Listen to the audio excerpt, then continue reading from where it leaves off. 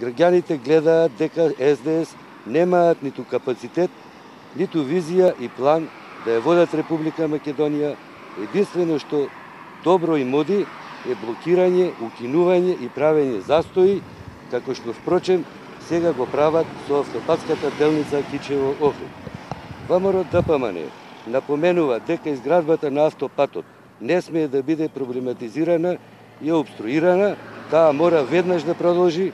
Автопатот е важен за Република Македонија и за целиот регион, бидејќи со него се подобрува поврзаноста долж Европскиот коридор 8 од Бари во Италија преку Република Албанија и Република Македонија до Бургас во Бугарија.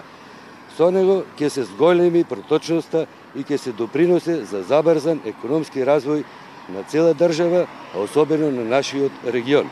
Срамно е и безобразно од ова однесување на СДС.